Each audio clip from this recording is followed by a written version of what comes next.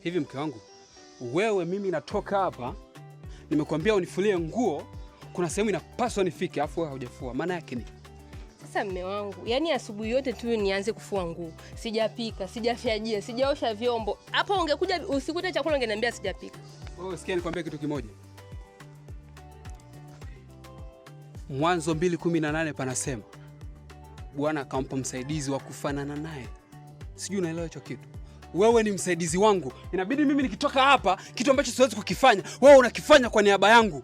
Mimi kuna mambo ambayo nayafanya huku nje, napambana na hustle ili sisi tule hapa. Sasa wewe unanisaidia nini sasa? Kumbuka hata Mhubiri 3:1 panasema hivi, kila jambo na wakati wake. Muda bado wa kufua, bado anaandaa chakula mme wangu. Hebu nielewe.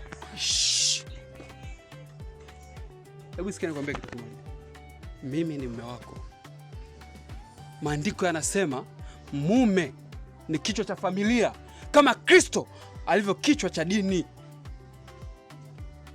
Sijui unaelewa hicho kitu? Sawa basi, nimekuelewa mume wangu. Ngoja basi nikafue. Kujua kwa dada hapa nyumbani tuna waigizaji wengi wa kiume wamekuwa wakifanya content tofauti, lakini ni mara chache sana kupata wanawake ambao wapo serious wakifanya kazi kama hizi. Na ningetamani kujua ulikutanaje na mshikaji mpaka mkaanza kufanya content, mpaka umekuwa mwenyewe nikikuona nasema yes, hapa kuna mtu. Tulikutana Yoa kwenye kundi pia la sanaa. Ila mimi nikawa nimeacha. Tukakutana tena ndo akawa ameniambia tufanye kazi. Sasa wewe kama mtoto wa kike, kwa kuanza hii kazi ulipata changamoto gani? Kwa sababu tunajua jamii ambayo tunaishi nayo ni watu ambao ni wabishi, wanapinga mambo mengi, talenti za watu. Wewe kama mtoto wa kike ulipata changamoto gani kwenye kuanza kazi kama hii? Kwanza tu ni namna ya mapokezi ya watu. Kila mtu na wewe umekuwa kwenye hili kundi hivyo na hivyo, lakini unafuata kile ambacho unakitaka na una malengo gani nacho. Kwa hiyo haikunisumbua sana kivile. Je, familia kwa hiyo kupiga vita kuhusu kufanya kazi kama na hii? Hapana. Na ningetaka kufahamu kwa wote kwa ujumla, tumekuwa tukiona mastaa wengi au watu wengi ambao wanafanya sanaa wakiwa wanafanya kazi kama couple hivi, mara nyingi wanakuwa na date. Mfano tunaona Diamond Platnumz na Zuchu walikuja wakawa wana date, tunaona Dogo Zuu na Nyagoman wana date. Sasa ningependa kufahamu kwenu, je, mnafanya content tu au kuna mahusiano nyuma pazia? Kuna mahusiano. Ila hatufanyi content kwa sababu tupo kwenye mahusiano. Hatufanyi content pamoja kwa sababu tupo kwenye mahusiano. Tunafanya content pamoja kwa sababu ni kazi. Unaona hicho kitu? Kwa baada ya kwa tumekutana kimahusiano, lakini pia yeye akagundua nina talent fulani, nami nikagundua na talent fulani, nikaona tukiungana basi hamna haja ya kuwa mtu mmoja aende huko mwingine aende huko, wakati tuto zetu zinafanana. Tukaona basi tuchukuane, tupige kazi. Asante sana. Sasa dada, ikitokea mshikaji kapata mwanamke mwingine, licha ya kuwa anafanya kazi, kapata mwanamke mwingine kamuoa, je, utaendelea kufanya kazi naye au ndo utaacha? Nitaendelea kufanya kazi naye, maana hii ni kazi yangu ambayo naipenda. Kwa hata anaweza kaoa, nitaendelea kufanya kazi naye. Ikibidi kufanya kazi naye, nitafanya kazi naye. Wewe una wivu? Nakosaje kuwa na wivu? Asante sana. Lakini pia kwa kazi ambayo mnazifanya za kuelimisha, mmekuwa mkizungumzia sana masuala ya Bible. Ningependa kufahamu, je, mna mahusiano gani au mpo karibu sana na dini, au ni watu ambao mnapenda sana kujifunza masuala ya dini, au ni namna tu mmekuwa mkiyapata juu au vipi? Sisi wote kwanza ni Wakristo.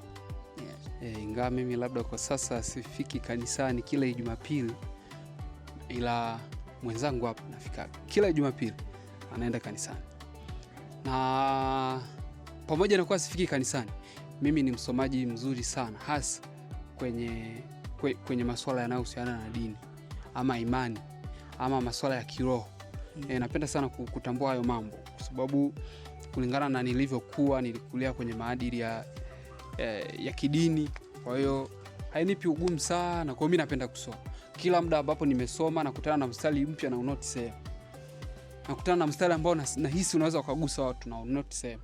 Najua ipo siku naweza nikauhitaji. Kwa hiyo ikifika kwenye muda wangu wa maandalizi, kwa narudi kwenye pale ambapo kwenye notebook yangu naangalia kila kitu ambacho niliweka sehemu, unajua kinaweza kikanisaidia, ndio huwa narudisha sasa ili niweze kutengeneza mtiririko wa content. Unajua kuwa mtu ambaye unamjua Mungu ama unajua maandiko hakuwezi kukufanya utengeneze content ya vile. Kwa hiyo inabidi uwe na muda mwingine wa ziada wa kufanya investigation na maandalizi ili uweze kupata content ya namna hiyo. Asante sana. Lakini pia ningependa kufahamu kutokana na mtiririko wa content ambao umekuwa ukizifanya, una vision gani mbeleni, kwa sababu tunaona sana mkifanya kama wanandoa, na kiukweli imekuwa ikitoka vizuri sana, lakini ningependa kufahamu una vision gani kuhusu kazi ambayo unaifanya kwa mbeleni, labda unaweza ukachange au kaingia kwenye site nyingine au vipi? Sitaongelea ndoa tu. Kuna content nyingine nimeziandaa nyingi sana. Muda bado ndo unanisumbua. Kwa hiyo hizo content zitagusa mada nyingine za maisha. Zitagusa mada nyingine za maisha ili wajue kwa siongelee kuhusu ndoa. Tusema content za ndoa ndo zilikuja karibu tu haraka. Sikaeleweka haraka. Ila kuna content nyingine ambazo naziandaa. Na kuhusu vision yangu bwana ni niende worldwide, watu wamjue Mungu kupitia mimi. Kupitia kile ninachokifanya. Na nina imani watamtambua Mungu kupitia kile ninachokifanya. Wale wachache watakaofikiwa na ujumbe wataelimika. Ikibidi huko mbeleni tukikutana nimekuwa mchungaji, usishangae. Toa sadaka uende. Asante sana. Lakini pia dada, ningependa kwenda upande wako. Licha ya kuwa na mahusiano naye, kuna changamoto gani ambazo zimekuwa zikikusumbua ukiwa unafanya kazi naye, ambao unaona umshikaji ananikera hapa, ila sema siwezi nikaongea kwa sababu tuna date? Sijui hata niseme.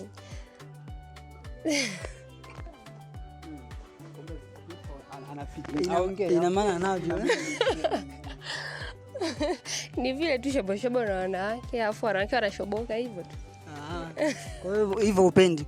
Na mshikaji licha ya kuwa na mahusiano kwenye kufanya content, amekuwa akiupa ugumu gani kwenye kufanya hizi kazi?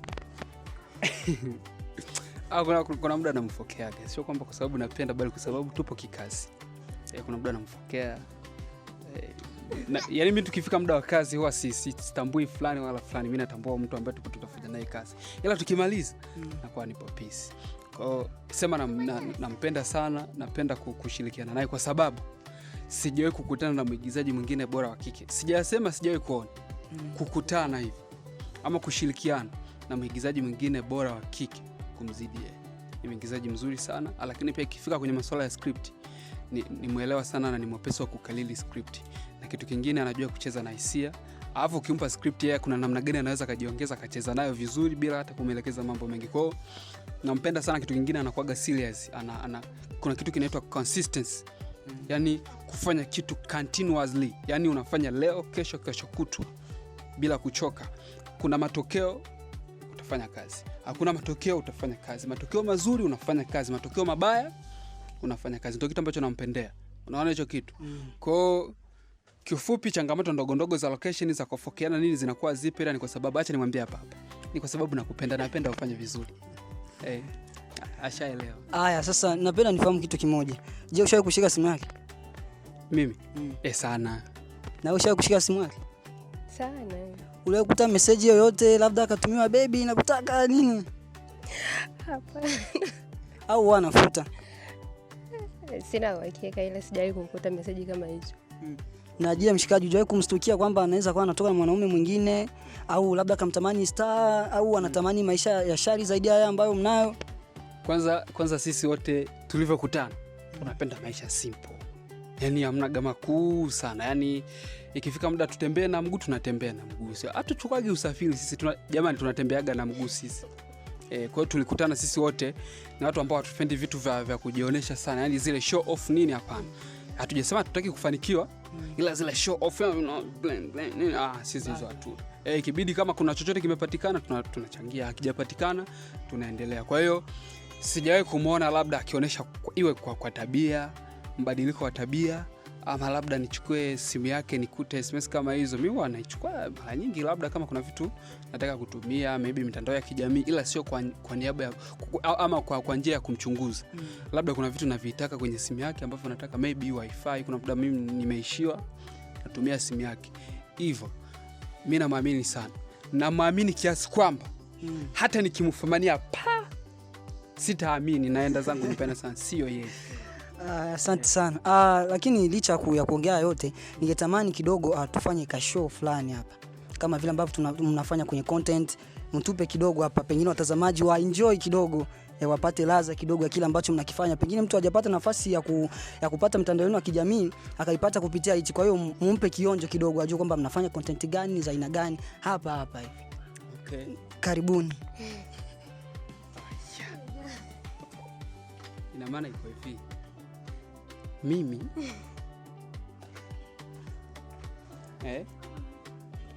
wewe ni msaidizi wangu, ila hautaki kunisaidia. Wewe unakuja na mstari unasema Mhubiri 3:1 panasema kila jambo na wakati wake. Sawa? Afu mimi, yani wewe uta insist kwenye hiyo kila jambo na wakati wake. Lakini mimi nakwambia hapana. Alikuumba Mungu wewe msaidizi wangu mimi. Unaona hicho kitu? Inabidi unisaidie, hamna vya wakati wala nini. Inabidi unisaidie kwa mambo ninayoyafanya.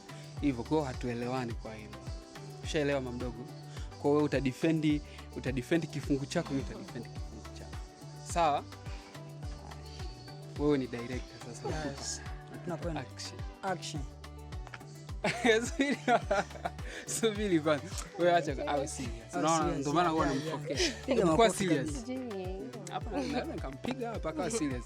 Kwa serious. Stand by. Serious. Action. Hivi mke wangu, wewe mimi natoka hapa, nimekuambia unifulie nguo, kuna sehemu inapaswa nifike, afu wewe haujafua. Maana yake ni sasa mme wangu, yani asubuhi yote tu nianze kufua nguo. Sijapika, sijafyajia, sijaosha vyombo. Hapo ungekuja usikute chakula ungeniambia sijapika. Wewe sikia nikwambia kitu kimoja. Mwanzo 2:18 panasema Bwana akampa msaidizi wa kufanana naye. Sijui unaelewa hicho kitu. Wewe ni msaidizi wangu. Inabidi mimi nikitoka hapa, kitu ambacho siwezi kukifanya, wewe unakifanya kwa niaba yangu.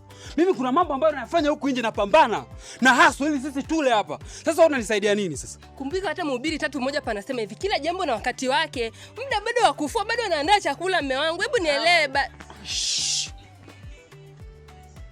Hebu sikia nikwambie kitu kimoja. Mimi ni mume wako. Maandiko yanasema mume ni kichwa cha familia, kama Kristo alivyo kichwa cha dini. Sijui unaelewa hicho kitu? Sawa basi, nimekuelewa mume wangu. Ngoja basi nikafue. Asante sana. Sawa. Basi. Asiumie. Sasa tunataka tumalize na dada hapa. Kutokana na kazi ambayo umekuwa ukizifanya za aina hii za content za kuigiza nini, kuna wanawake wengi ambao wana talent kama za kwako, lakini hawajipi muda au hawajipi moyo kwamba unaweza kukifanya hiki kitu, kwa sababu wanakutana na changamoto nyingi nini. Unaweza kuwapa kitu gani au shauri gani ili na wao kesho tukapate waigizaji au watengenezaji wa content kama wewe wengi? Mimi naweza nikasema muda upo ukitaka. Muda upo kufanya kila kitu ukitaka. Ni wewe tu kupangilia na kujua unataka kufanya nini basi. Na licha ya kuwa unafanya content kama hizi, unajishughulisha pia na kazi gani? Mimi ni msusi.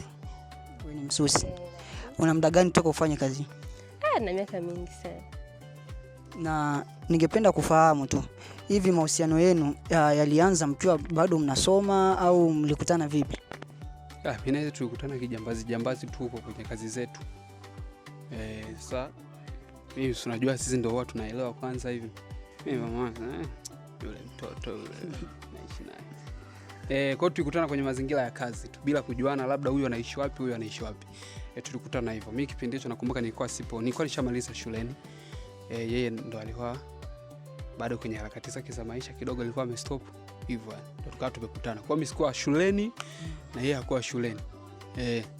Asante sana. Lakini kuna moja interview niliona ulikuwa umesema kwamba ikitokea hata kuna mtu umeandaa naye kazi kwamba tunafanya wiki ijayo na ikafika hiyo siku, lakini Mama Zuu akisema kwamba twende location leo, unagairi kazi hiyo, kazi hiyo unakwenda kupiga kazi na Mama Zuu. Hii imekaaje? Kwa sababu nimeshindwa kuelewa, nimeangalia ile interview sana, lakini nikajiuliza kuna uhusiano gani kati ya Robert na Mama Zuu mpaka atoe kauli kama hizi? Kwanza hilo ni jina la kazi. Wanamuita Kifaru Maburo. Hilo jina huwa nalitamka kwa heshima kubwa kwa sababu he is my brother. Unaona hicho kitu? Maandiko yanasema rafiki wa kweli ni ndugu ambaye alizaliwa kuwepo wakati wa shida. Maandiko yanasema hivyo. Sasa yule jamaa alikuwepo wakati wa shida zangu kubwa. Yaani muda ambao watu wote hawaniamini, hawawezi kunipa kazi, hawaamini kwa mimi kuna kazi nzuri ambayo naweza nikaifanya, kuna kitu kipo ndani yangu naweza nikaonesha. Ila yule jamaa akaniamini, wa Robert, njoo ufanye kazi, anze kwa unashoot kazi zangu. Nini alikuwa hajawahi kuona kazi zangu. Kwa akanipa kazi, kipindi kile maskini ulikuwa umenipiga. Akanipa kazi, kwa napata kidogo kidogo kwake. Pamoja na kuwa alikuwa haamini kazi yangu, ila alinilipa. Kwa hiyo tangia kipindi hicho alionyesha uaminifu kwangu, hata ikiwa kazi yangu mimi, narudia, sio kazi za watu tu, hata kazi yangu mimi ikiwa nimeiandaa, Kifaru akanitafuta akaniambia siku fulani tuna kazi yangu naiahirisha, naenda nafanya kazi yake. Asante sana. Lakini pia ningependa kufahamu wewe una mchango kwa asilimia ngapi kwenye series ya mtoto wa shule ya Mama Zuu, ya binti wa shule? Cameraman, editor, mwanzo mwisho. Na kwenye kufanya kazi ile ya mtoto wa shule nimesikia kwamba mnaandaa na season 2, lakini pia mashabiki wamekuwa na mwitikio mkubwa. Ni kitu gani hasa mnakiandaa kwenye season 2 kwa sababu kuongeza ubora zaidi kwenye hiyo series? Kitu ambacho niliongea naye ni mara ya mwisho kuongea naye, aliniambia kuwa tunapaswa kwenda kwanza na jeneza. Kwa binti wa shule kwanza ikae pembeni kidogo. Mashabiki msijali, itakuja. Yeye aliniambia itakuja, ila tunaenda kwanza na jeneza, ndio tunaifanyia maandalizi kwa sasa, na nina imani jeneza yule jamaa hajawahi kuniangusha. Na kama kuna vitu vingi navifanya na update kila leo, ni kwa sababu kuna vitu vingi najifunza kutoka kwake. Na kuna kitu ambacho watu wengi wamekuwa wakikosea. Usitulinganishe mimi na Mama Zuu kwa kuangalia Kifaru bana. Blast Kifaru. Mama Zuu ni jina la kazi. Usinilinganishe mimi na Kifaru kwa kuangalia followers wetu ama mwitikio wa watu. Ndio mimi nina followers wengi kumzidi, ila mimi kuna vitu vingi sana najifunza kwake kuliko anavyojifunza kutoka kwangu. Sijui unaelewa hicho kitu. Kwa hiyo yeye ana heshima yake. Mimi yule jamaa namkubali, aliniambia yupo anafanya maandalizi. Kuna mavionjo mengi ambayo ukisikia mavionjo, yani vionjo ni chakula kipo vizuri. Alafu mtu anachukua kuna madikodiko.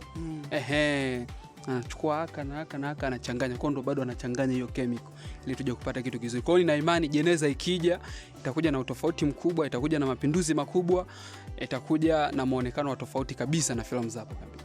Asante sana. Tukienda kumalizia kabisa, ningependa kufahamu katika hiyo series ya binti wa shule, kati ya Dingo, Poppy na yeye bro Kifaru, ni yupi ambaye alikuwa akiwapa changamoto sana kwenye mkiwa location? Kifaru mimi anipagi changamoto. Yupo speed sana, afu ni mwepesi wa kurudia script ambazo ameziongea. Poppy anabadilika. Anaweza kwenye hii shoti akaongea hivi, akija hivi akaongeza vingine, ingawa ni vizuri zaidi ama vitamu zaidi, ila ukakuta havijafanana na vile pale. Dingo naye kukumbuka tu ndio vinamsumbuaka, ila yupo sawa. Asante sana. Neno la mwisho dada, kwa mashabiki na wanawake wenzao ambao wanatamani kufanya kazi kama za kwako. Nishukuru kwanza kwa kusupport kazi zetu. Alafu niwape moyo tu, kila kitu kinawezekana ukitaka wewe mwenyewe.